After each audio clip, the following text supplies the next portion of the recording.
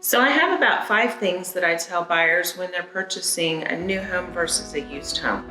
The first thing is the obvious. With a new home, it's beautiful. Everything has not been used. The air conditioner, hot water tank, roof, everything about the home is new. And so they have very little cost going in. They don't have to use their emergency fund anytime soon. And especially with Ideal Homes, they give you a 2-year warranty. So that's a huge advantage, especially over other builders, because most builders just give a 1-year warranty. The second thing is going into a new home, your closing costs are significantly less because with a new home, your insurance is lower. So setting up your escrow is going to be less for closing costs on a new home versus a used home. There are 3 other things that I tell buyers. One of them is their utility bills are going to be significantly less.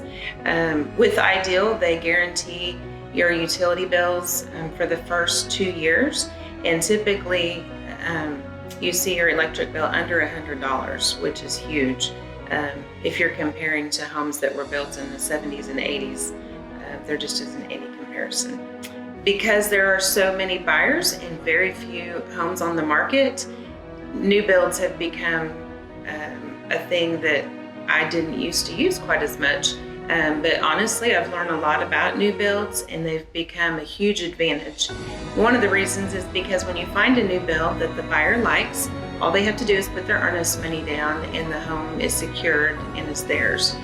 So it cuts out the competition with other buyers and it just makes it less stressful for the buyer. And then the last thing is that inspections are less because they don't have to do a termite inspection. The builder does the soil treatment prior to the home being built, so that saves the buyer about $100 on inspections.